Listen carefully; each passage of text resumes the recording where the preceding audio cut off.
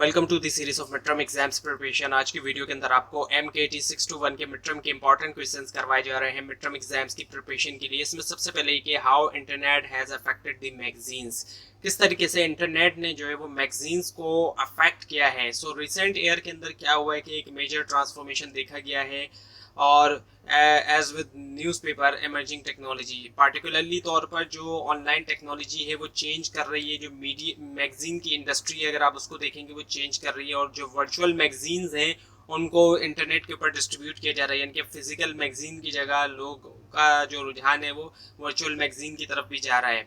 जबकि एक्साइटिंग और जो ब्यूटीफुल क्रिटिक्स हैं वो स्टिल कंसिडर करते हैं कि ऑनलाइन मैगजीन जो है वो इतनी जो है ज़्यादा इफेक्टिवली नहीं है और ना नियर फ्यूचर के अंदर होने वाली है। सो बेसिकली लाइफ या दैट प्रॉस्पेरिटी या फिर डिफ़िकल्टी जो होती है किसी भी कम्युनिकेशन व्हीकल की, वो डिपेंड करती है उसकी एबिलिटी के ऊपर के प्रोड्यूस करेगा एक्सेप्टेबल कॉस्ट बेनिफिट रिलेशनशिप। और जो क्वेश्चन है वो इनहेरेंट सुपीरियरिटी नहीं है इंटरनेट की ट्रेडिशनल प्रिंट के ऊपर। ये जो है ये वो इट इज़ विच ये है कि क्या बेटर वर्क करता है as part of an intelligently develop media strategy, यानी कि इंटेलिजेंटली जो डेवलप मीडिया स्ट्रेटजी है उसका पार्ट के तौर पे। उसके बाद ये कि right characteristics of copy writer. अब कॉपी राइटर के बारे में आपने सुना ज़रूर होगा, अगर आपने नहीं पढ़ा है इस कोर्स के अंदर। कॉपी राइटर का काम होता है कि एड कॉपी लिखना या कुछ ऐसा मटेरियल लिखना जो कि कन्वर्ट करवा सके, लोगों से कुछ एक्शन दिलवा सके।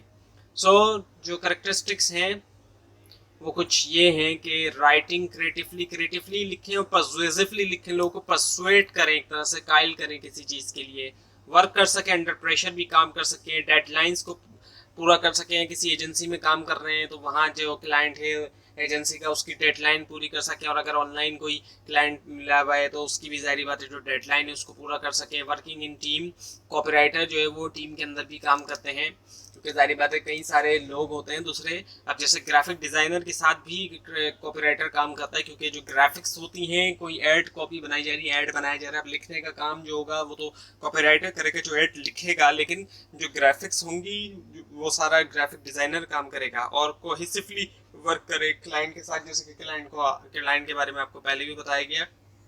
And keep abreast of market trends, जो भी ट्रेंड है उनको जाहिर बात है रखें वो सामने, ट्रांसलेट करे क्लाइंट की प्रेफरेंसेस को, जो प्रेफरेंसेस है उसके मुताबिक ही वो अपने वर्क के अंदर लेकर आए कि क्या क्लाइंट जो है वो प्रेफर कर रहा है, और उसका अच्छा सेंस ऑफ ह्यूमर हो, और वर्क करे कई सारे प्रोजेक्ट के ऊपर एक साथ, और वर्ड स्मिथ हो, वर्ड स्मिथ होना चाहिए, यानी कि जो वर्ड का यूज़ है उसके ऊपर उसकी महारत होनी चाहिए, कौन सा वर्ड किस तरीके से और कहाँ यूज़ करना है। उसके बाद ये कि एक्सप्लेन स्वॉट एनालिसिस। अब स्वॉट एनालिसिस एक बहुत ही इम्पोर्टेंट एनालिसिस है और कई सारे कोर्सेज के अंदर आपने पहले भी शायद पढ़ा होगा। सो इसके अंदर स्ट्रेंथ, वीकनेस और अपॉर्चुनिटी और थ्रेट होता है। सो एक्सटर्नल एनवायरमेंटल एनालिसिस जो कि एक्सटर्नल होता है, यानी कि जो बाहर से चीज़ आ रही है ऑर्गेनाइजेशन की, जिसके अंदर अपॉर्चुनिटी और थ्रेट आ जाता है, यानी कि ओटी जो है वो एक्सटर्नल है।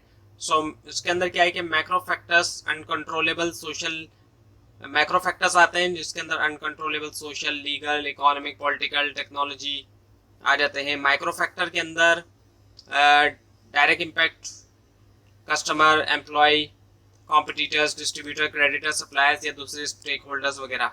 और जो इंटरनल इन्वायरमेंट एनालिसिस है, स्ट्रेंथ वीकनेस इंटरनल होती है, जारी बात है बेसिकली तौर पर रिलेट करते हैं फंक्शनल एरियाज से, जैसे कि मार्केटिंग हो गई, मार्केटिंग डिपार्टमेंट भी होता है, इसी तरह फाइनेंस है, फाइनेंस डिपार्टमेंट, मैन्युफैक्चरिंग होती है, परचेज होती है, रिसर्च एंड डेवलपमेंट होती है, इंफॉर्मेशन टेक्नोलॉजी है, ह्यूमन रिसोर्स है, लीडरशिप है, इमेज वगैरह। तो ये तमाम चीज़ें जो फिर इंटरनल उसमें आ जाती हैं।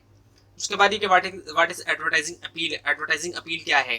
सो 3 टाइप्स है अपील की, इंफॉर्मेशनल, रैशनल और लॉजिकल है, इमोशनल है, और मोर अपील्स।